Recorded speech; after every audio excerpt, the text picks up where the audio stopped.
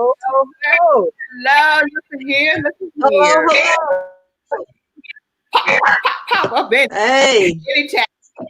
Anyway, anytime. Happy It's Tuesday. all good. Happy Super Tuesday. Yes, Happy yes, Super Tuesday. Happy Super yes, Tuesday. Tuesday. yes, yes, Get Yeah, out this and is vote. the day. Yes, get We out say and this is vote. the day the Lord has made, and we're gonna rejoice in a few The Lord minutes. is definitely made. hallelujah. I claim the victory. The victory Claim is the ours. Yes, victory. Our yes, yes, victory is ours today. We got to stay with this attitude, this smile, this connection of being joyous, having joy in our hearts and on our lips. This is where we got to be right now. We can't turn Amen. around now. It's so funny because Turn around. Vice President Joe Biden, soon to be president, hello. When he was out on the trail, he was saying that Congressman Joe Lewis, when they, prior to his passing, talked about this song, this hymn. And he said that I feel no ways tired. My I've God. come All too right. far from where I started from. Yes. Nobody told me that this road was going to be easy. But Yeah. hey, He brought me this far. he brought me this far. He brought me this far, and he didn't bring me this far to leave me. Amen. Amen. So I Amen. am just going to connect with that because we're going to be joyous today and just know that God got us. And it was so funny that when they played we as Black people, we are just so funny because we church it all the time. All Joe Biden did come too far, and somebody put an organ in the background with Oh, the my church goodness. organ. Are you kidding? Oh my goodness. On the video, I was trying to find it, but they added this church organ behind it, and it's like he preaching with the organ behind him. And I say, only us, Wow. only us. But Hey, no, Mike, it's he was at my church he came in. They ran it for my church on Sunday. oh Oh, really? really? Yes. So the pastor was like, we have a special message. And so then all of a sudden Biden comes up. So he's saying that same thing. What? So I'm like, you know what, go for it. Because Kamala, she and my pastor went to school together. So Okay, good. Wonderful. Would you like to give him a shout out? Your pastor? Would you like to give him a shout out? yes, the Reverend Matthew Watley of Kingdom Fellowship and his beautiful wife, Shauna Watley. Oh wow. Amen to that. Amen. All right. And look who we have just joining us. Speaking of reverends, church. Oh, Yes. Oh, watch it. Watch it. Watch it Watch now. it. We got the right Reverend Jamila Woods. Where you at, girl? Yes, yes. She right Say, there. hold on. Hold on. She's doing a balancing act right now. Yes. And yes, she's helping somebody as we speak. Okay, That's no a worries. superwoman But for you know what? Yeah, but That's the she's always superwoman for juggling you. because her job, we already know what she's in. She's in the counseling field.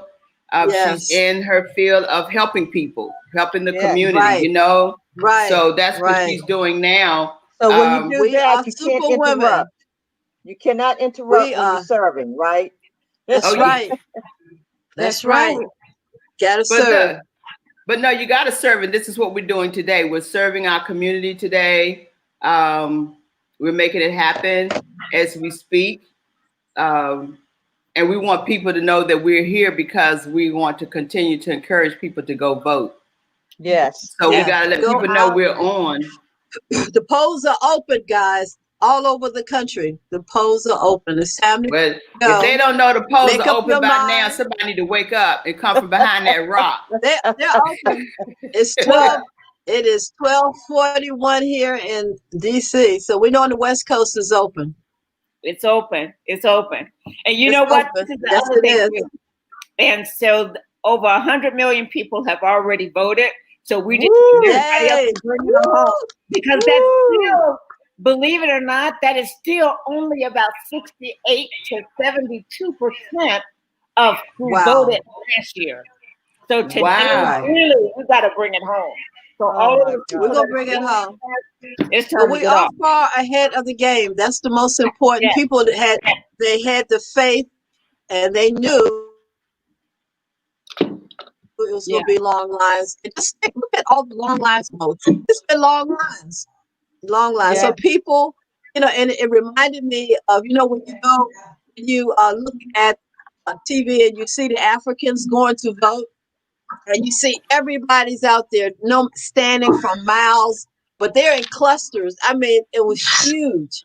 So you can imagine all of those people standing in one line, at least 6 feet apart. So that's why it's going to take a while. We're going to have a long night. And, but thank God that we can do it. We've made it to this day. It won't be long before we get the results.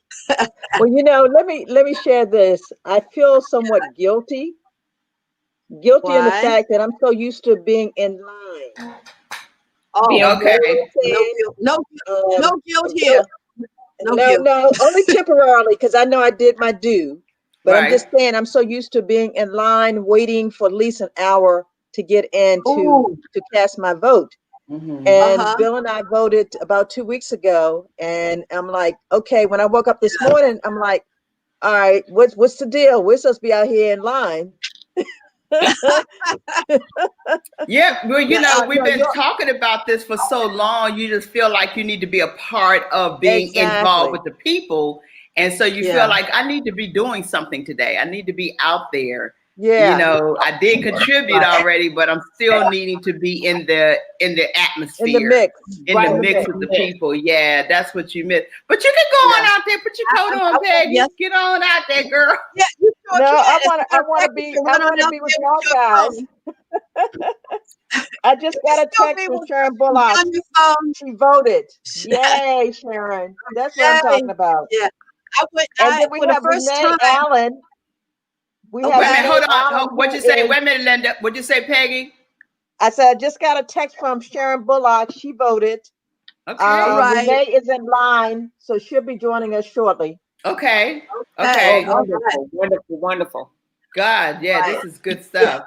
I was about to say that this is the first time that I actually voted. This is the first time that I actually voted using the box. I voted. I put you put it in the mail, and I went yesterday evening. That was my big moment because normally I would vote early because I don't like the lines. And at the last election that we had, I was in line for about 5 hours because that was when COVID first started. I totally forgot. There was so much stuff going on.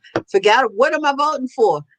Erica and myself, we stood in line, and here in DC, we went around 8 city blocks. The line was around 8 city blocks. So we went that evening around 6:30, and we didn't finish voting until midnight. We were, and there were still people in line. So I never want to go through that again. Being in line. That's incredible. That was incredible. I've never seen anything like that. So I applaud those people who are out, who have been standing, especially in Maryland. I saw those people in Maryland and Virginia standing in line for hours, and they didn't, and around the country. Yeah. So Well, no one seems to be complaining. And guess what? God gave us a great, sunny, sunshiny day. Beautiful. Beautiful day. Beautiful. And folk like to come out when it's nice and it's sunny, and it's it just gives you this energy. Sun gives you energy. Yes, it does. And we need to draw from this energy that is being given to us today. And I'm grateful to see it because so many people are wanting, like we've been saying all along, ladies, a change. Yeah. They want to have a change, and there are people who are voting for the first time. Yeah. So God, that's why we say we got to keep the joy in our heart and the sunshine in our hearts, because this is where it's going to make a difference, that we stay connected, that we have the same energy, the same mind. We have to have that same mind and be able to, that we can come through this together. Yeah. And when they say we can get through this together, they didn't just mean the COVID. They meant the pandemic. They didn't just mean about life. Absolutely. Life. We can get through this together. And this is why we're joining today. We ask all of you all to just like our page, share, tell some people, get on. if they want to communicate with us today and talk about what their experience is out there, if they've been out there, what's going on in the street, how important it is that we come together.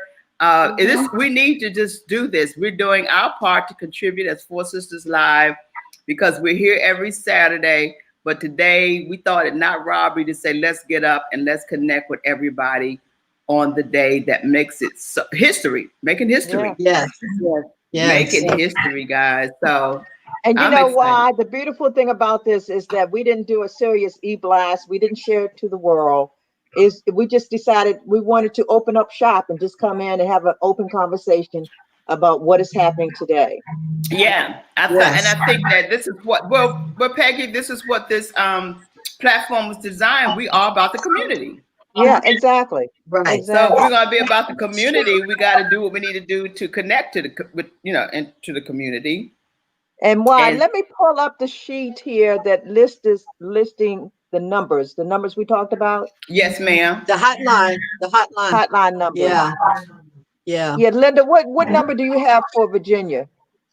For Virginia, I have 838-638-6827. And Wyoming, what do you have for Maryland? I think because it's very difficult to read this sheet. Gina, you know what? Hey, wait a minute. Let's go back. Go back. The number is 844-482-8683. It's 844-482-8683. Forgive me. Okay, what do you have for Maryland, Linda? For Maryland, I have 838-638-6837. And then what do you have for DC? That's 833-336-8683. So these numbers are the Voters Protection Hotline. So if anybody out there that is tuned in and have had any difficulty voting, this is a number that you need to call to indicate that you had some challenges. Okay. Yes. Good job. And Good job. Right. Yeah. There's also Go ahead. If you get a chance to put it back up, I saw a nationwide number as well. Since the nationwide number is 833-336-8683.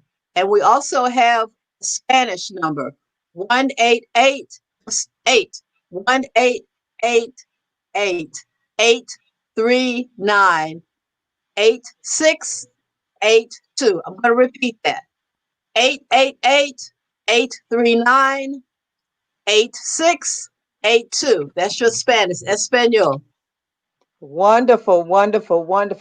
Hey, we got one of our sisters showing up. I see Sylvia Garrett. Hi, Sylvia. Thank you for tuning in. Good to see you. Yeah.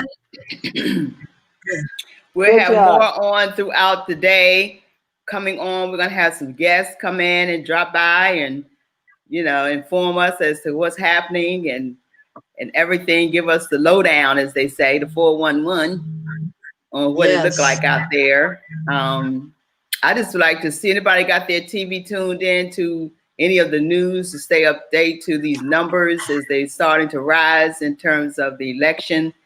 Let me tell you, I am tuned into CNN 24/7. I don't turn my TV off. Okay. That's where I go to get the real news. Okay, the real news. Okay. I don't want no local. Give me national news. Get your national news so you can. Yeah, well, you want to stay abreast of what's going on across the world, across the nation, across this area, across the country. Yes, absolutely. And they're going to give it to us. They're going to tell it to us straight. No fake news there. No, indeed. And you know who I love so much on CNN is my brother, Don Lemon. Oh, he's going to tell it like it is. He's going to tell it just the way it is, okay? He's going to tell it from I have my TV on now, and Don is on talking. Oh, yeah. about the election. Yes, he is. I'm watching it too. Yeah. Well, as you know, this is like they've been saying again, ladies. This is the battle for winning of our souls. Mm-hmm. You know, this is about our souls being involved and coming back and gaining what we need to bring this country back where it needs to be. And this is about it, the battleground, you know, on that. And also, I would like for us to, and those who are going to be joining us, I want to kind of say this throughout the day and keep it in our minds that who are you voting in the honor of? Mm-hmm. Because there's so many of our ancestors, so many of our people we've lost, and they're not here to vote this year, this year alone, that we've lost. That's true. So I want to start out by saying I'm voting in the honor of my dad. Yes, yes. You know, who I did lose. And I mean, he's not lost. I know where he is in that sense. But the point of it is he's not here on this side of heaven, celebrating with his family and us being on the phone, because I'll be on the phone with him by now, talking to him and everything, you know. And I'm going to be honest, transparent about my dad, because some years ago I didn't know, because we were talking, this is some years ago, and I discovered that he was a Republican. And of course, I was like shocked at first when he told me, and then I was mad at him. I was mad at him because I'm like, dude, how can you be a Republican? You black. You're supposed to be, you know, went through all of that. And he's like, no, I'm a Republican. I said, and so he talked about it, because my dad was a guy who didn't go along just to get along. He didn't go with the status quo. He went with what he knew that was going to benefit him. A businessman. He was a businessman for all of my 60 plus years. All of my life, my dad owned his own business. So he understood the nature of why he wanted to have what he needed to be a businessman, be a Republican, knowing that the money was sufficient for him to do for what he needed for his political belief. Right. So I did at that point, I had to step aside and say, but you know what? You're my dad. You're my father. And I can't just throw you away. I can't disown you. But I had to accept that that's exactly who he was represented politically. But we didn't ever have political talks after that. We didn't get into debates. It wasn't about that. You know what I mean? It was not about that. But at that time, guys, when if you're a Democrat and you're Republican, this energy wasn't going on like this. You know what I mean? It's a different kind of situation now. You're bipartisan. You know, it's just so different. Yeah. And so I know, like, my dad saying that he was a Republican, I believe, as many other Republicans, would not have gone for this. Yeah, exactly. You know what I mean? There's some standards and beliefs that you draw the line on. And COVID was one thing that I know my dad, and when he saw this on TV, and he was like, you know, he didn't want to go to the hospital that day. He just said, I want to stay home, because he knew within his spirit that he wasn't coming back home. Oh. He knew it. How long ago was this? My dad passed away April. Oh, in April. In the middle of the part of it, of this. And he's amongst the numbers that we're talking about, the 200,000+ people. My dad is one of those numbers. Oh my goodness, I'm so sorry. He's one of those numbers. So yeah, so today I vote on behalf of my dad, and I just wanted to say that. And my ancestors is my grandmother and grandfather as well. But as of now, yes, today I'm voting on behalf of my dad, Rutherford Melvin. Well, I'm voting on behalf of two people, and that is my dad. He passed away in 1986, and also my grandmother, who passed away in 2002. Missed them dearly. It's almost like they left us yesterday, but as you say, why we know where they are. We know they're in good hands. And if my dad was here, honey, he would be jumping up and down. You got to vote, get out, do whatever you got to do, but don't come back home unless you vote. Yes. So yes, I'm honored to know that, hey, we have to do what we have to do because there's so many people who fought for us to have this day. And if we cannot stand up and represent, then something's wrong. Yes. Absolutely. We have to. Absolutely. It's like the song says, this land is your land. This land is my Land is land. mine. From the Exactly. California to the New York Islands, from the Redwood Forest to this land is made for you. For and you me. and I. Yeah. Yes, yes, You and yes. me. Go ahead, girl. Yeah. Go And ahead, you know sing what? it, girl. And the thing is that, Peggy, like you said, and why, like you said, times used to be different. We were not as segregated as we were, or polarized, and there was still a sense of decency. Yes. And I think that's one of the things that has just left. It's like no decency whatsoever. So I vote in memory of my both my parents who are long gone. My dad passed away in '79, my mom in 2003.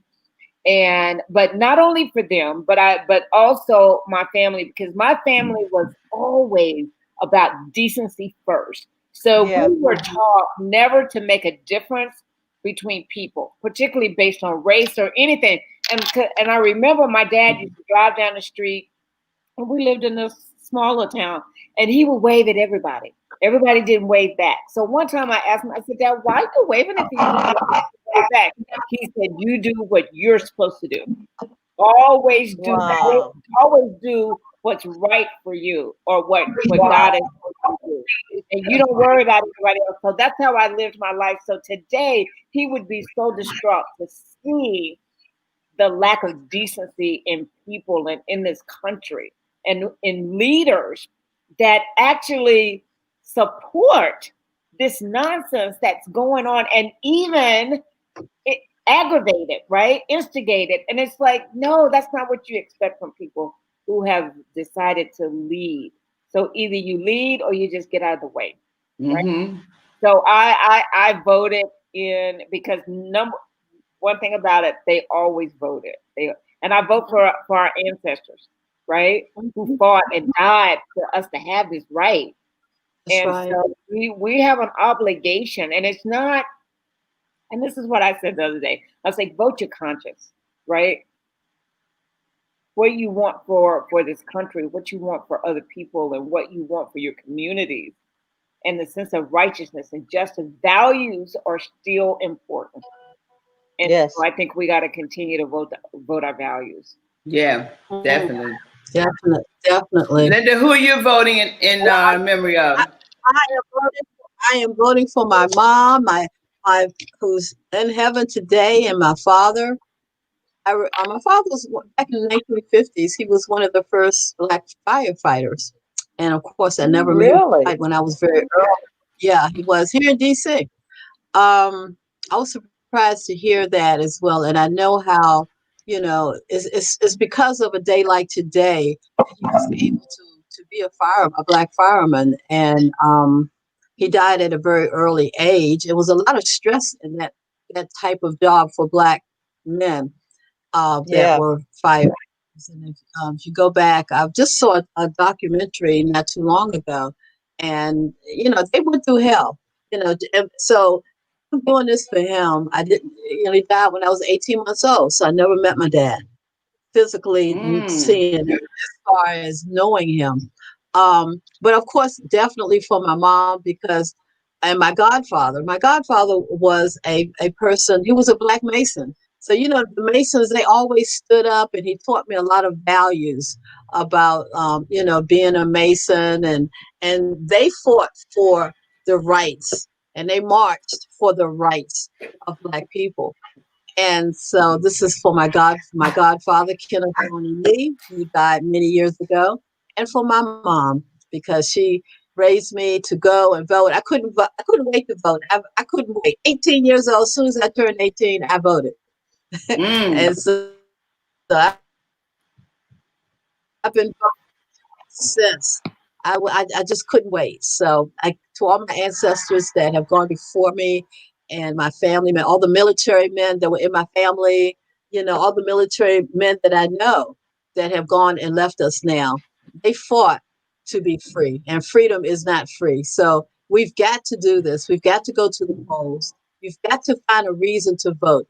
And I like why you said that, why, because sometimes you do. You have to find a reason. So if you do know, if nothing else, vote for somebody, one of your ancestors that you know went through the struggle for you. Yeah. I mean, it's amazing to me that we're still in this serious voter suppression, Yeah. It is amazing to me. It is. I am seeing these. I'm seeing what I guess what our ancestors, our forefathers went through. You understand what I'm saying, Reverend Jamila? Where they again have their knee on our necks, that they want to keep us going backwards, not to succeed, not to make it. And here we are at this time of our life, fighting to stay alive. Right. I Go ahead. I definitely agree with everyone who talks about voting in memory of our ancestors. I vote also in memory of George Floyd and Ahmaud Arbery and Breonna Taylor and Sandra Bland and I don't know why I can't remember his first name, Elliott, right here from Prince George's County. I think it's Keon. I vote in memory of those who. No, it's not Keon. It's Lord, I can't believe I can't call his name. It's unbelievable. Dorothy Elliott Crandall, right here in Prince George's County, Maryland.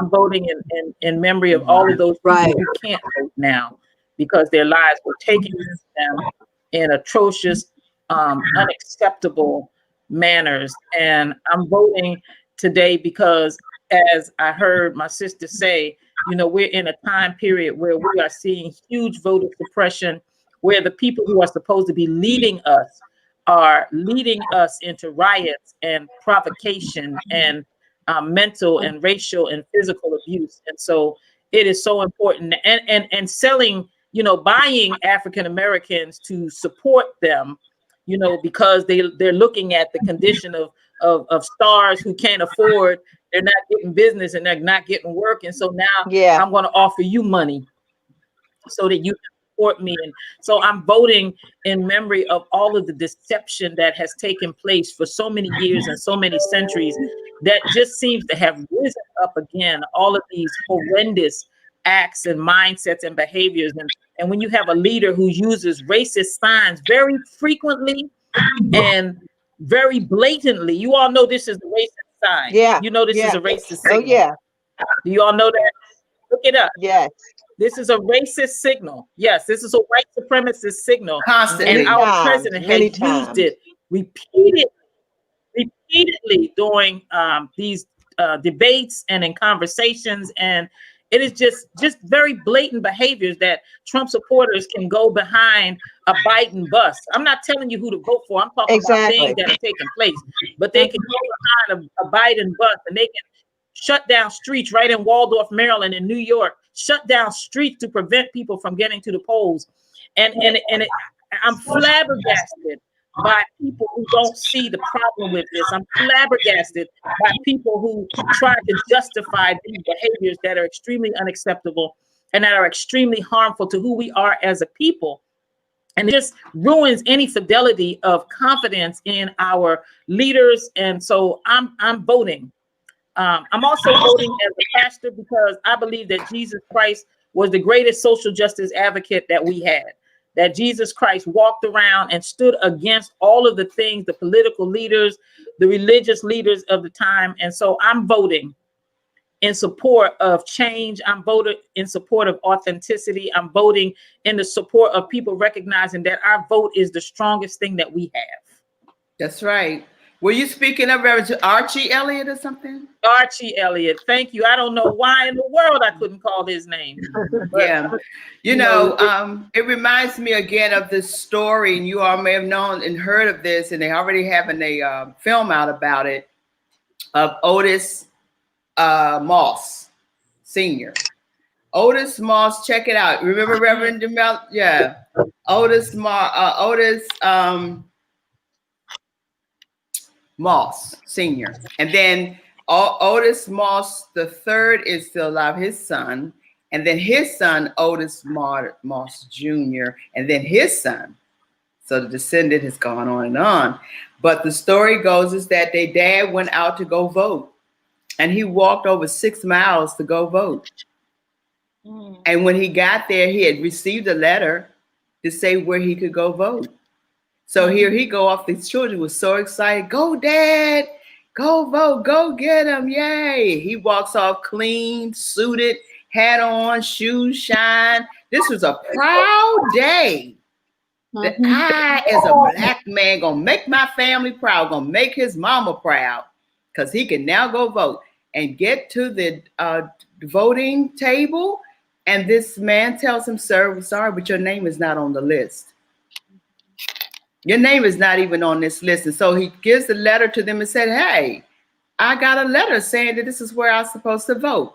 And the lady, she snatched it from, oh no, something went wrong, and excuses about the letter and the mail. Here we go, mail. Back then, something happened in the mail. Okay. And so he left there just his head up high still, but just disappointed in the face. He walked another 6-8 miles or so to the place that they told him that he was going to be, and got there. And they told him, sir, you're at the wrong place. You're supposed to be at such and such a school, such and such a place. And he's once again turned around and he walked again. The last place that he went to, he got there. And the man came to the door and said, sir, the voting is closed. Oh, my goodness. If you had gotten here 5 more minutes sooner, we would have let you in. So he walked away. And as he walks away, you see this white man walk behind him and walk right in. They let him in. But he kept going. And when he got there, got home, he had to break the news to his family and his kids that he didn't get to vote. Story goes, he died and never voted. Never. Oh no. Had the opportunity to vote. So again, if we're going to vote in the memory of or in the honor of, you know, Otis Moss, a man who never walked miles in his shoes and never got a chance to vote. So there's a film that's out for anyone, again, to look at the whole story. But that's the short of the story. But when we talk about our young folks talking about, well, I ain't going to vote, just think about the times where there are people who couldn't vote. They didn't vote. I know. You know, and when did they pass the Voting Right Act? Like in 65 or something? I'm not sure. I think it was 65, yeah. That wasn't too long ago. It's in our life, not at all. Right? Not at all. Yeah. Yeah. So, you know, there's so much, you know, that we're looking at, we can't go backwards. And a lot of the young folks say, we are not our ancestors. No, we're not. We're not our ancestors. No, they're not. And they are going to stand up and they're going to fight, you know, and it's because we are now standing up. Never wanted you to speak up. You know, we got beaten and hung for speaking up and speaking out. Right, sure did. Right. We couldn't speak back and talk back and not stand up for yourself and your family. Oh, no, that was definitely not going to happen. So this is it. We're just, Gina, what you going to say? I was going to say, and did you see the incident that happened in Texas? It was in Houston. And it was, so a lot of the Trump supporters were stopping the Biden-Harris bus. Yeah. So they actually stopped them in Austin, and they had to turn around and cancel the event. But when they got to Houston, they got to the hood, right? I won't say the hood. I'm going to say the black neighborhood. Guess what? They were turned back. the people were armed and they had guns and everything. And even the police supported them and they pushed them back and they said, you're not coming in our neighborhood with that crap. No. And so they pushed them back. But if you just think about, this is 2020 and you have this type of suppression going on. So see, they got to that neighborhood and they misjudged, just like you said, why we're not our ancestors. And so there was no turning back. And so they went on about their business, but that's going on all across the country. All the time. And your platform, you don't need to suppress. That's what I'm saying. You don't have to suppress. It's going to all work out for you. Your platform is that good. But if it's not, and you know it's not, then you're going to stop everybody from trying to vote. That's right. Yes. That's what I think people just have to realize. You got to think beyond the Reader Digest. You got to think beyond the tweet and see what's really going on, and then make your judgment off of that. Think for yourself. Don't allow somebody else to tell you what's right for you or what you believe is right. And so, I believe if it wasn't that they felt threatened from winning, you wouldn't go through these measures of trying to stop people from voting. Exactly. You know. Exactly. Yeah. Hey, Juan, we got to give a shout out to Dante. Dante say, voted for my ancestors. Yeah. Yay, Dante. Yay. And then we have one of our sisters, Terry. Terry is representing. Hey, Terry, good afternoon. Thank you for joining us. Hey, Terry. Yeah, I mean, let's talk about it. Terry, if you have something to say, put it in the comments. This is a day that we're chatting and we're talking about things. So put it in the comments and tell us what you think and who are you voting in memory of? You know, just talk to us, you know? Yes. Absolutely, because we want to hear from you guys, because it's important that you all let us know how you feel today. What does this day mean to you? And how we've overcome, in spite of how they're trying to keep us back, we still have come a long way. And I think it's because they are threatening, because they don't want to see us succeed, guys. They're afraid that how many Black businesses have made it, have been started, how many things that we have done since then. And now we only because we have this leader in place, because this country is better than that. We've come a long way, but because of this leader has presented a lot of the energy to being divisive and the hatred amongst as people. This is why we're where we are. But we must stay looking towards where our help really comes from. My help has never been in him. Never. Well, why I always wanted to, he talks about all the things that we're going to do, but it never came to fruition. So how many years is it going to take him to do what he said he's going to do? Another 4. It's not even going to happen in the next 4, because we're going to fix that. It's a lie. Other things. Too busy. It's just too busy. Because it's all been about selfishness and about him. Yeah, it's being selfish, and not when you don't know how to do a job, because you were giving up ample time to fulfill your position. And it's like anywhere else, take it from his own show, you're fired. They will fire you for not doing a good job, for not fulfilling your job. You're fired. You're just fired. And so you were on borrowed time. Oh my goodness. You were on borrowed time. You were on borrowed time. Because we're giving you the opportunity to do a job. You were interviewed the whole time to see how well you would do your job. And your job, you did not even qualify. Hello? Who's going to a job and get a job that don't qualify for the job? Because he didn't get my approval. Okay. You don't even qualify. Hey, why? Yeah. Terry says, yes, voting for my mom and father who passed away over 25 years ago. Yes, that's what we're talking about. That's what I'm talking about. Thank you, Terry. Because we have to pull up that energy from our ancestors, Linda. Yes. We have to call forth these ancestors today. Call forth your name of your mom and dad. Call forth your name of your ancestors, of your grandmother and grandfather. Call forth their names. Ashe. Yes. Call forth their name today. Because they are here in spirit.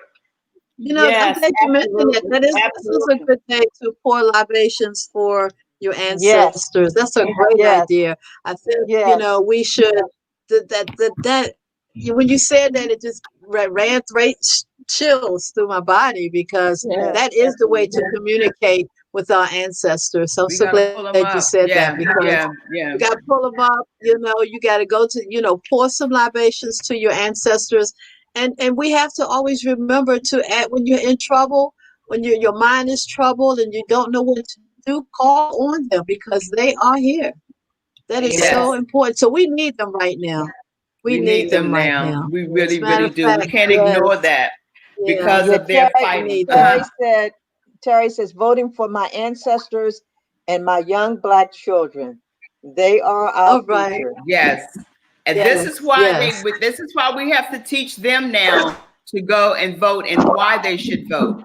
What the importance is of voting. At the same time, because there again, a lot of people, our mothers and fathers, they're still, you know, going in lines and standing even now, trying to go and vote, you know. And so we can't let them down, because they understood. They understand the importance of voting. You know, when they were coming through the times when there was a white only and a Black only entrance. Yes, absolutely. A white only and a Black only water fountain. You couldn't even sit at the same table with them. Yes. You couldn't eat. Know, hey, why? It's so funny you said that. I remember my grandmother worked for a well-known department store in Baltimore, in Towson, Maryland. And I noticed a couple of times she took me to work with her. And we did not go through the front door. I mean, we're talking about this now, but I'm playing it back in my head. We always went through the back door to enter the building, to enter the store. And this was back in the 60s. I remember that so well, but I was so young and I didn't know. I mean, I didn't know why we were going through the back way, but I noticed that other folks were going through the front door. Peggy, I remember as a little girl, my grandmother worked in iron clothes for the white people. Yep. They would drop them off at my grandma's and she would iron their clothes. And they'll come back and pick them up. Well, my grandmother was a seamstress. And so was my grandmother, she was a seamstress, and she would go to work, and many, many times I saw her with this green uniform, and you can see the tear in it from the mini wash of her garment, right? But she went to work every day to make sure that her job that was required for her to sew and to hem and to do all these alterations for the customers. Okay. But I'm going to tell you one thing I do remember. On Sunday morning, when she went to church, my grandmother had the baddest hat, the baddest suit, the shoes that matched the purse. You couldn't touch her. You couldn't touch her. You might have her from Monday through Saturday, but when it came Sunday, she was a totally different person. Same here. Wow. My grandmother was the first lady because my grandfather was a pastor. So I grew up as the only grandchild that was raised by them at the time. So I know about the church and how we had to dress because my grandmother made all of my clothes as well. So especially Easter. We'll never Easter go by. I had an Easter outfit on, my Easter basket kind of thing. So to see that my grandmother instilled values in me as a little girl. Yes. And I didn't have any sisters. I was like you, Linda. I didn't grow up with any sisters. I didn't have any brothers. I was the only child. I was the only grandchild at the time. So of course, I got the attention and everything. But I played by myself. I made my own little friends with dolls. Sit around and I would be talking and singing. Yeah, dolls. Absolutely. And I had my own tea set. You remember those little tea sets? Yeah. The tea cups and the saucers that matched. They were pretty much China-like. They weren't no, cheap thing. And so I had that, and I had my little tea kettle and pour like I'm pouring. I talked to them, but I made it happen for myself. Yeah. And as we grow up, you understand like that is still in you. How you still have to make it for yourself. Yeah. How you have to get around people who gonna listen to you, but understand you and have something to give you that's positive. That's positive. Right? That's positive. Yeah. Well, y'all guys know how passionate I have been about photography. Mm-hmm. And as we're talking and reflecting of my grandmother, I noticed that I would go back and look at pictures and I would never end any of the pictures. And it was because of the fact I was the photographer. Okay. You were young? When I was young, yeah, it was my grandmother who really, if we sit back and look at your roots, look at where what you're loving and very passionate about, where all that comes from. Yeah. Okay. And I began to go back and look at things, and I realized it was my grandmother who got me inspired to do photography, to want to take pictures, because she would give me this little Brownie camera, and it was my job to take the family pictures. And then I would go back and look. I was never in none of the pictures. That explains why, right? Oh, hey, Sharon Bullock is in the house. Look at there, Sharon. Hey, Sharon. Hey, Sharon. Hey, girl, what's going on out there in them streets? Talk to us on the chat. Tell us what's going on. Who are you voting in honor of today? Yes. Let us know. Been putting it out there who our ancestors are and the reason why we're here today, be able to have a conversation. Yeah. Good job. Yeah. And Peggy, you're right. I remember those days too. You're always taking the pictures and that kind of stuff. You just never know. And I was just being a little bossy. I was the youngest. So I was always trying to take care of everybody else. But I was also, I remember 5 and 6 years old sitting at the kitchen table with my dad, drinking coffee, which I still do, and reading the newspaper because he read the newspaper every single morning. And I would be right there. So I started reading and all that kind of stuff early because I was the youngest of 9 kids. So they were always teaching me stuff so they didn't have to be bothered with me, right? So so many years between us. So, it was like, oh my goodness, I got to take care of my little sister. And so, because we didn't have babysitters. Nobody. Right.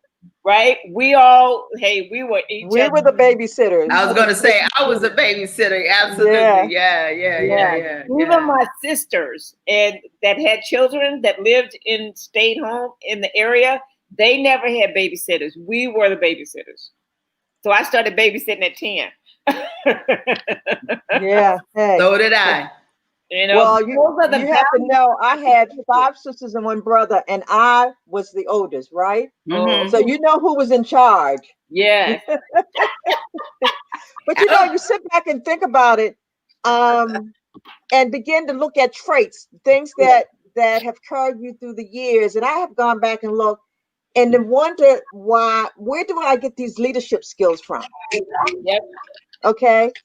It was because of me being able to practice on my brothers and sisters.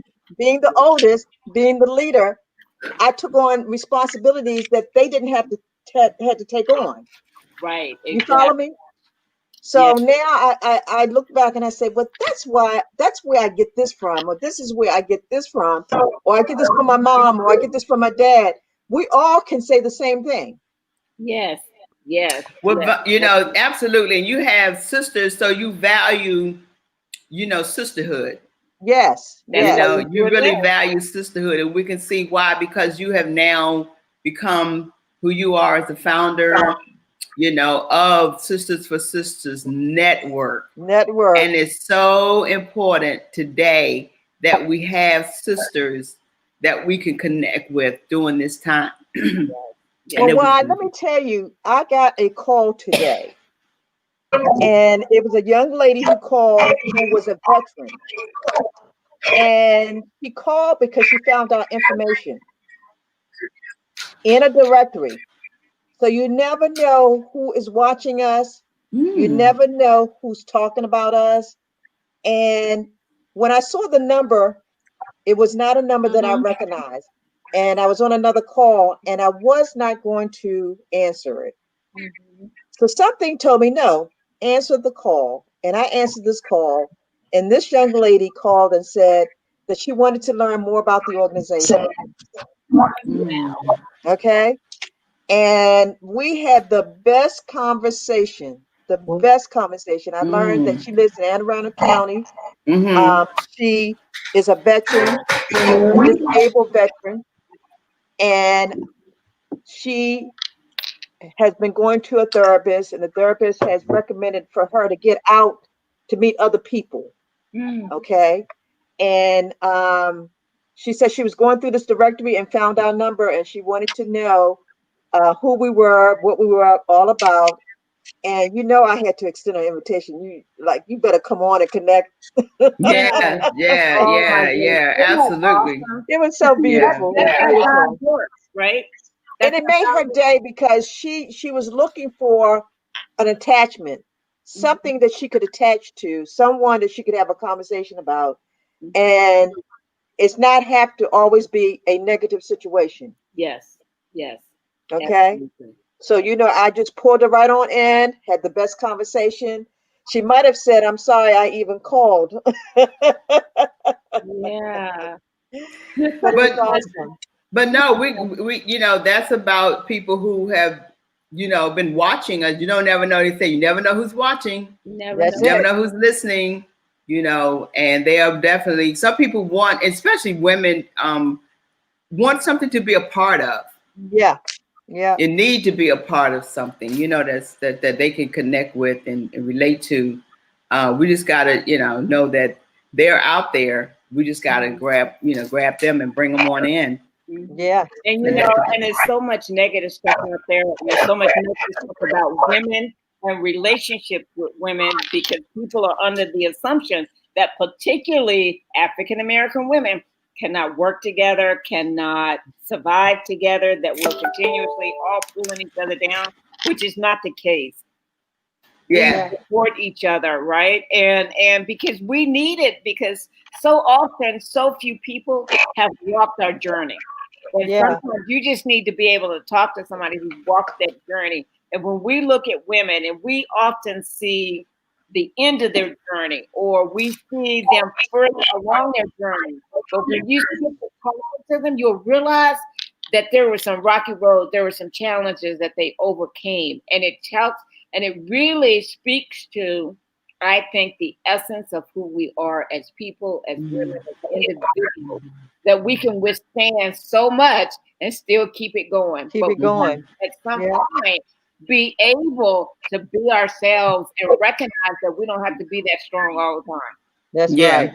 That's right. When we are weak, we are actually being strong. So we can reach out and say, help, or I need you, or let me just share this with you. That's not a sign of weakness. That's a sign of strength. Yeah. Exactly. But you know, the beauty of it is when we all come together, we're the strength for each other. Yes. That's what I love about this organization. Yes. You know, I don't tolerate any mess. Don't bring any junk to the front door. All right. Leave it right where you came from, but don't bring it in. And I think that's what has reason why we have survived that long is because we don't tolerate mess. You don't bring it in because we know what will happen once it's in I can't even talk. Once it's filtrated into the organization, you begin to start having problems. Yeah. So they already know right up front, don't bring it. And if it's only one person who understands what I am doing to make a difference in the community, that's the only one that I need. If everybody wants to think negative, keep it negative, but don't bring it to my front door. Yes, absolutely. Absolutely. That's so positive. Yeah, you put some things in place, you know, where women can read and learn and go by as it relates to the sisterhood, what we call it, the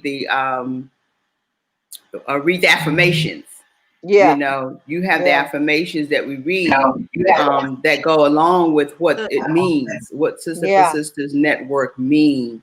And so with that, you follow that. If you can't follow that, that's in anything. You can't go to any organization and they have standards, they have rules, they have regulations, they have bylaws, they have what they need to go by to keep an organization going.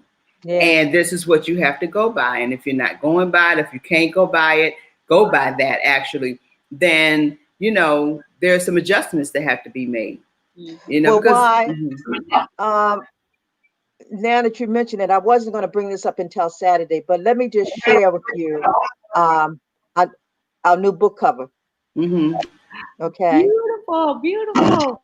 And we're going to talk more about it on Saturday, but that's the whole premise of who we are.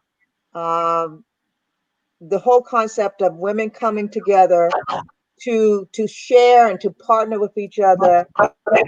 In this book, I was just taken back the number of stories of women who provided testimonies, and Linda was one who shared what the organization have meant to her and the value that she brought to the table to make a difference.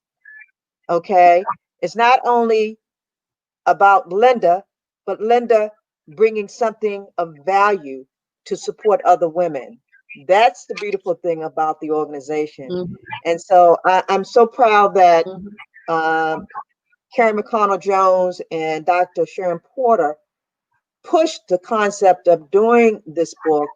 I have not read all the stories, but I'm telling you, the ones that I did read, it has taken me back because some of the things I had totally forgot that we did. And it's not all about me, it's about the organization, because we've done this collectively to support each other. And they brought back some memories and things that I totally forget. So that's what happens when you get kind of close to 70, right? You kind of forget. But I'm blessed to be able to see it in writing of the beautiful things that we have done collectively as an organization. There are so many things that we want to do, so many things we're going to do, and we're not going to let COVID-19 hinder us to do the things that we want to do to make a difference in the lives of so many in our community. It's true. So I applaud all of you guys. I applaud you, Linda. I applaud you, Gina. I applaud you, Wyoming, Jamila Woods, all the sisters that make up this foundation that we have. And we can dismiss the myth that Black women cannot support each other, because we can, and we've done it, and we can show it, and we represent. Linda, I think you had something that you mentioned that you wanted to read. Oh yeah, I was in my book by Dr. Claude Anderson, Brent Anderson, More Dirty Little Secrets.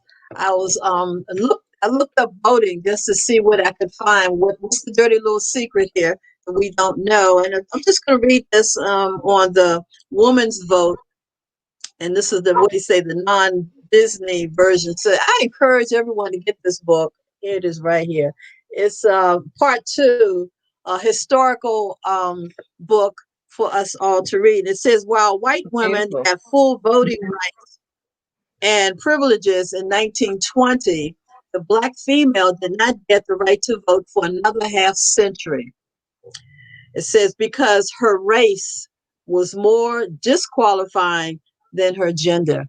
So this is why we have to vote. This is another reason. It says the constitutional amendment was only for white women and only for the white race. So we have to remember that. So this is why so many of our ancestors have fought so that we can be recognized as Black women voting, because we did not have that right back in when the Constitution was written. So if you don't go out for no other reason, it's because, especially because I'm Black first, because we do have a vote and our vote does matter. Yes. Awesome, Linda. Awesome. Yeah. So Peggy, I know we were going to have a few people come on today and give us some information about what's happening in the voting in the community out there. I don't know if you heard from anyone yet.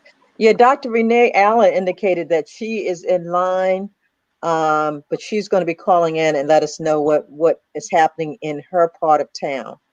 So we're excited. Also, we have Wala Bagay, who is a member of the organization. She's actually one of our board members, who is very active in the political scene here in Prince George's County. She will be calling in, or she'll be Zooming for a moment or two, okay? Okay. So, and then we also have a representative from Montgomery County, thanks to Dr. Gina Bell, Councilman Jawando. We're expecting him to call in as well, or come and represent. So let's let them know folks that the links are out there. We may have to text them or call them so they can look up, because a lot of people are not looking at their emails right now. So let them know that it's already there, Gina and Peggy. Yeah. So they can go on and go straight to it. They may be looking for it. Yeah. I think I just saw something from Wala. Okay. Okay, she says that I'm not sure if I can come on today because she is busy, but that's okay. We can walk this through. We're almost through. I just got a text from Lakey Faraz Cosby with thumbs up. She voted. Okay. Good job. All righty. So a lot of people are still voting today. Yeah. Yeah, because some of the votes, mail-in ballots, I didn't get my mail-in ballot. No. Some people, no, never got my mail-in ballot. And I called and I inquired, and they made the adjustment so they can mail it, and I still didn't get it. They did tell me due to the mailing system, it may not make it in time. However, I'm glad I did not wait to, see if it was going to come in the mail. I did an early voting, and I felt in my spirit to go ahead and do that. And I'm glad that I did, because I still didn't receive it. And there are people, even with the mail-in ballot, as we know, I saw where several people had went and mailed their ballot, and they were denied in the system because they didn't do something right. And they didn't know it. Yeah, and they did not know. They had mailed it in, and they got word that they were denied. And see, when you're tampering, see, here we go, tampering with the mailing system. And that's fraud. You can't do that. This is what's happened. When this is all said and done, there are a lot of things that's going to be coming and unfolding about what has happened, even in the judiciary system. I mean, because a lot of things has gone wrong. A lot has gone wrong, and it's going to unfold as time comes. Yeah. Because when you start talking about the mailing system, come on, this is the problem. that people were going to mail their ballot, and now you're going to tell me that it doesn't count, or it, you know, you did something went wrong.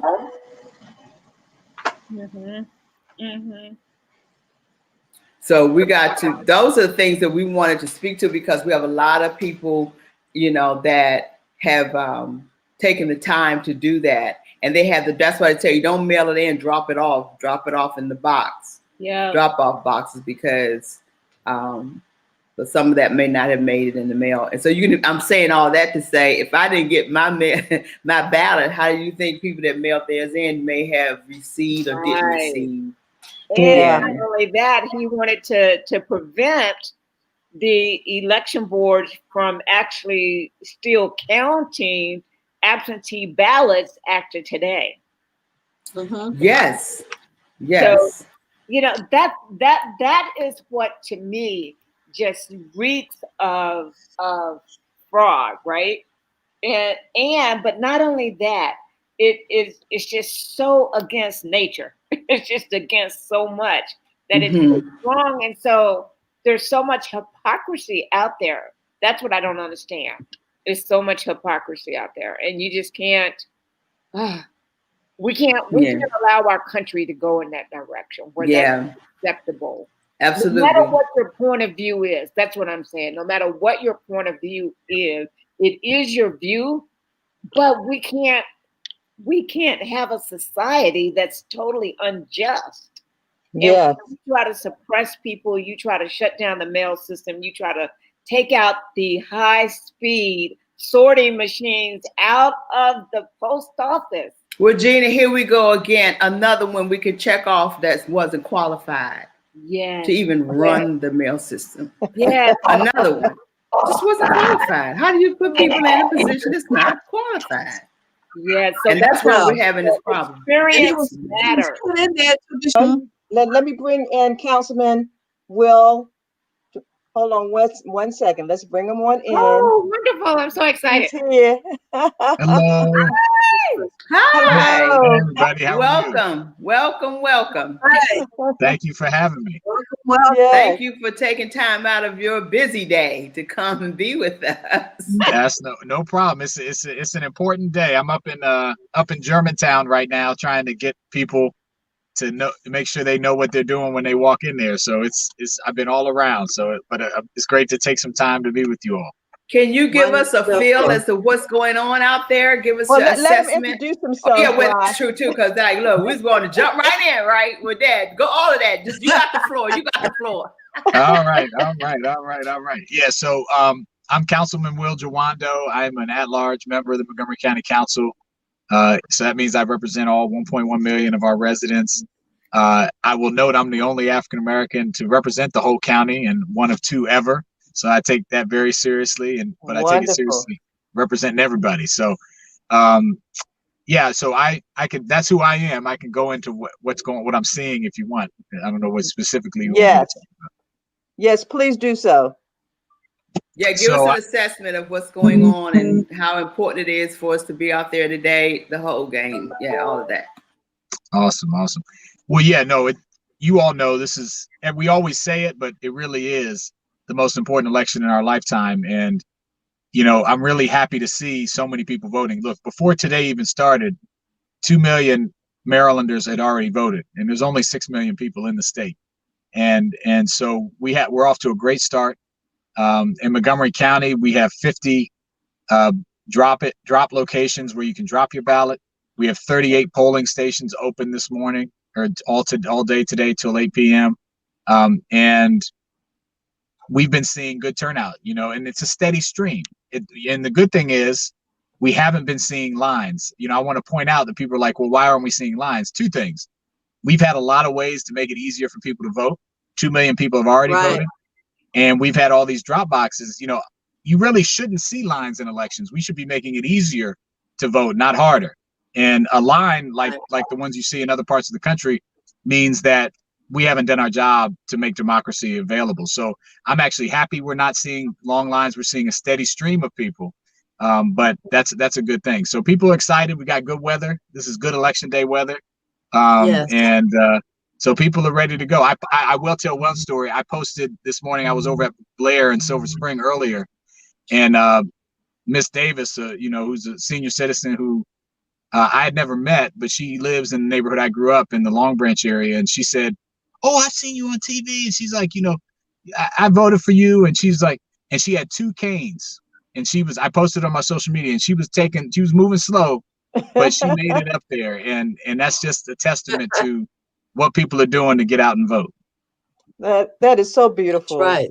That's right. So That's beautiful. Yeah, we were speaking of that, Councilman, about how our ancestors, they made it happen. They got up. They know how important it is today. Our seniors have been getting up, going to vote. And it's just a wonderful thing. And if they can get up, we can get up. Exactly. Amen to that. Amen to that. It's just no excuse. We can't make excuses about what we need to do and make this happen. But we want you to answer this question for us. We've been talking about today, who are you voting in the memory of? That's a great question. I will say I've also seen, in addition, I've seen a lot of young voters, first-time voters too. So you're seeing it on both ends, which is great. When I voted early so I could be out today encouraging people. But when I voted, I was thinking of, that those 12 and a half generations of our ancestors, who were born, suffered, had joy, had pain, never saw freedom, never saw the right to vote, and died with the hope that someday we could be in the position where we are to cast our ballot and to be represented and to be heard and to be treated with equality. We know we're not there yet, but we've made progress and we have more to make. And I think about my responsibility, as you said, our ancestors. People forget that for 225 years, longer than the U.S. has been a country, we were enslaved as Black people in this country, and that legacy is part of our heritage. And they passed the baton to us. For 12 and a half generations, no progress, nothing happened, and then emancipation, but then Reconstruction, then Jim Crow, and we've had these battles, and here we are in another period of great turmoil where we're dealing with police violence and xenophobia and people talking about a second civil war and all that. And so that's why it's so important to honor that memory of that, all of those folks, here in Maryland, but across the country that did that for us. And so that's who I was thinking of. It wasn't an individual person. I think it was just the embodiment of our people that have pressed on for so long. Wow, so beautiful, so well said. Thank you so much. Yeah. Let me ask you, I have a question for you. Share with us your background so far as where you were born. You sound so well spoken. I'm not saying that's an exemption of our Black people, No, but I want to just take it and say that to you as a brother, as someone in Prince George's, not in Prince George's County, you're in Montgomery County. So you're brothers and sisters to us, okay? Share with us some of your background. Where did you go to school? That type of information. Sure. Yeah, I grew up in Maryland, and I lived in both counties. So I say, look, I claim everybody. I used to live in Bowie. I lived in Beltsville in Prince George's County for a time. I sense that. I sense some Bowie in you. There you go. I was born. I grew up, and even when I lived in Montgomery County, I was on the line. I grew up in Langley Park, in right on the Tacoma Langley crossroads, in that part of the county. And my dad is from Nigeria. That's where Jawando comes from. My mom is from Kansas, and they met in college, and moved. He got a scholarship to a small school in Kansas, and met her there, and then they moved east and settled in Silver Spring in the Langley Park area. And that's where I was born and raised, and was pretty low income growing up. Like a lot of people if it wasn't for some key forces, my mother for sure. My parents divorced when I was 6. I had some great mentors and surrogate fathers that stepped up for me in big ways. And so I went to college and law school at Catholic University in DC on a scholarship. and have been local ever since. You know, I've lived in DC, you know, in between DC and Maryland for my whole life, pretty much. And so I love this area. I think it's one of the best places in the country. You know, you got all the diversity we have here, and but I was very aware growing up, because of where I lived and my upbringing, that there were some people who had more access to opportunity than others. And a lot of that was dependent on your zip code, your level of education, the type of schools in your community, the type of economic opportunity and jobs in your community. And that was very apparent for me. My father struggled with being in and out of jobs for most of his life. And I watched that. And so I've always been really focused on how do we expand that opportunity to more people, because we all do better when we all do better. It's not just good for those people, it's good for the community when other people succeed. My goodness, so well said. Yes. Yes. Well, you know, you are new to us, so to Dr. Gina Bell, thank you for the introduction. Thank you for coming on. Ladies, you have other questions? I just wanted to say one thing. I want to say I'm so proud of you, Councilman Jawando. You are my representative here in Montgomery County, and I just adore you. But it's more than that. It's more than the adoration. It's really about the heart and the soul that you bring, and the authenticity. And I think understanding that we live in a world where all things are not equal, and that we all deserve access. And I think just hearing you speak over and over, and to talk about your story, and to talk about the difference that you want to make and that you are making, I think it says a lot about you as an individual, and you are a great representative of what leaders should be, and that is a public servant. And that's what we've lost in that public service. So I just commend you for that. Thank and you. I appreciate you accepting the invitation and joining us today. Well, thank you very much, and that means a lot. Thank you. And I hope you'll have me back. I hope you have me back, and hopefully we'll have some good news tonight. And the work, regardless of the outcome, we still have a lot of work to do. You know, and hopefully it goes the way we want it to go. But we have a lot of work to do. You know, there's a lot of people that are going to be upset either way, and we all have to live together, and we got to figure that out. So. So well said. Right. I think what's so significant about what you said, your closing remarks were, we all do better when we all do better.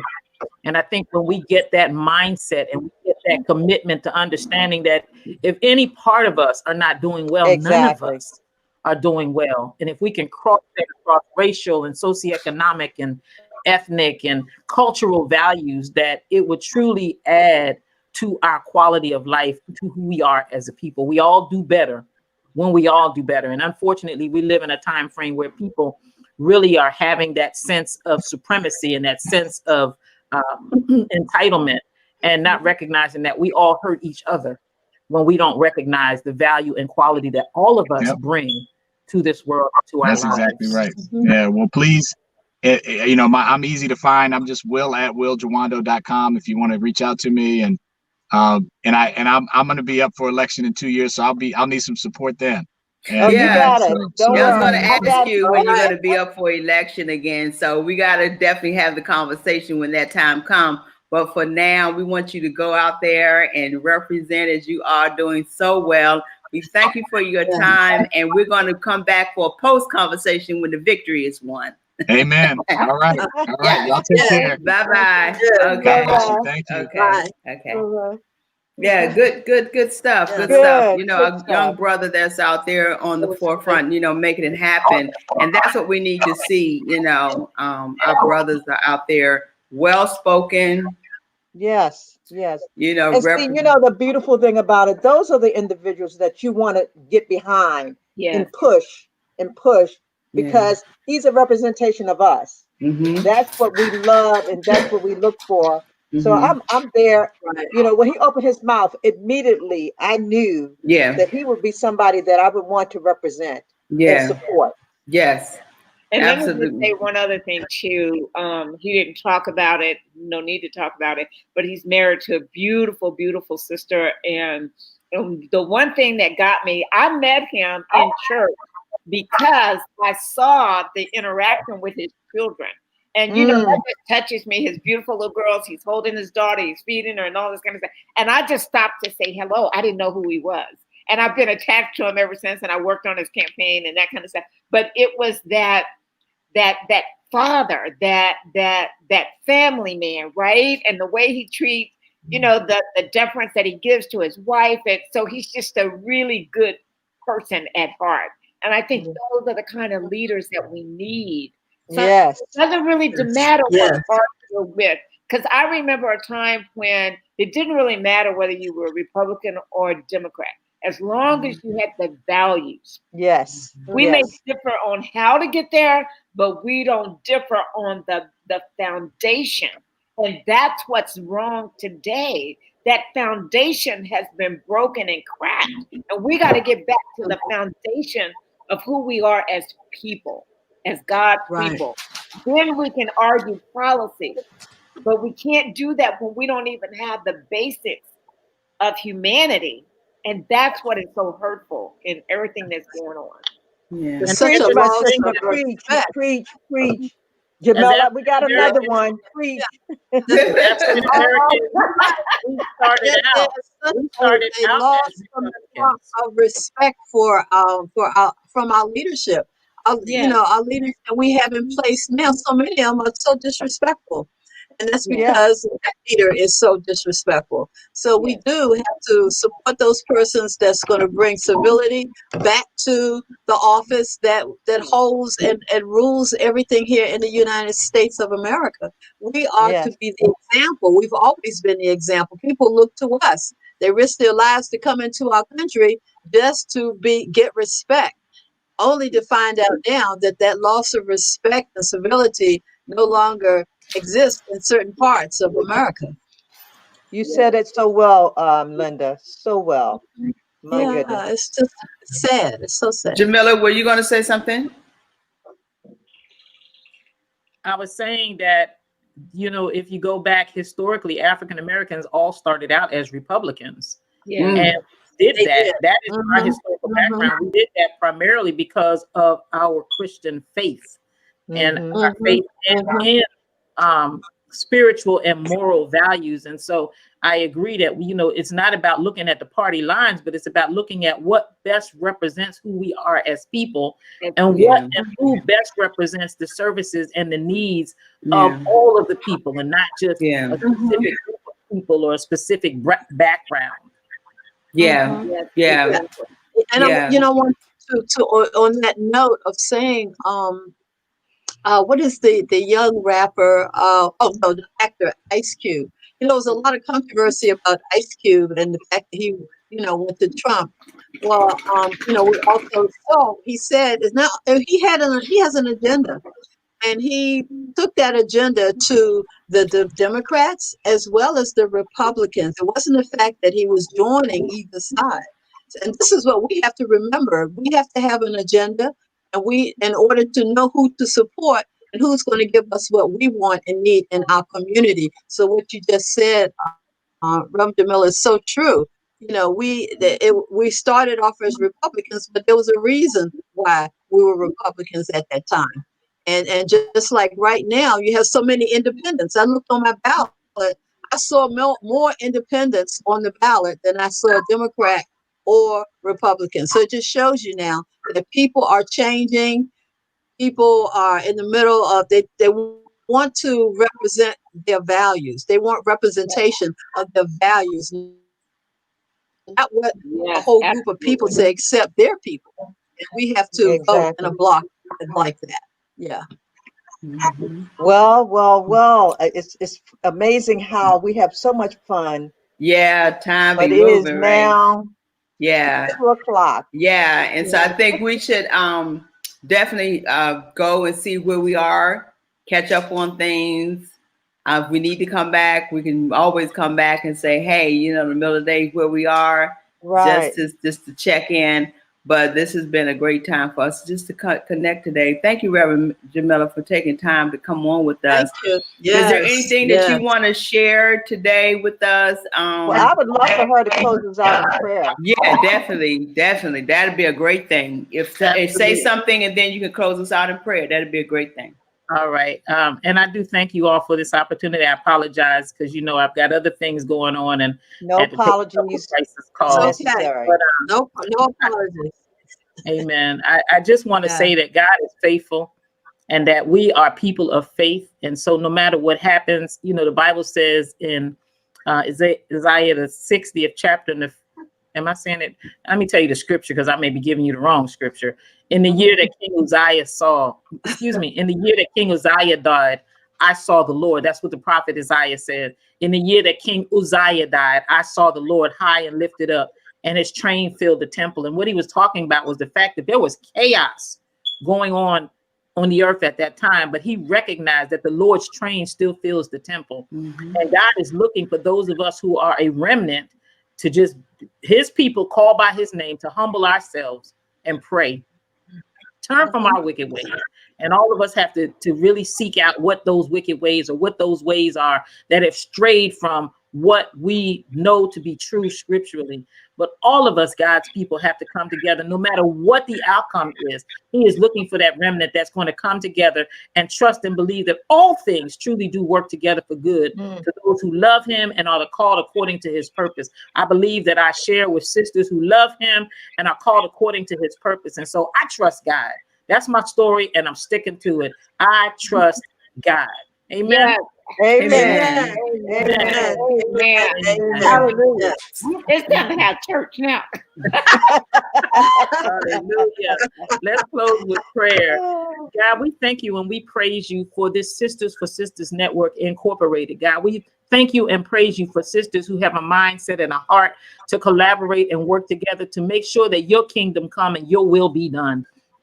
We thank you and praise you, God, that we do believe in the power of prayer and we are unapologetic about it. And God, we humble ourselves and submit ourselves to you. Pray that you would have your way in our lives first, that we would be those role models and those examples that would let the dying world know that there is indeed a living Christ. And in the end, we win.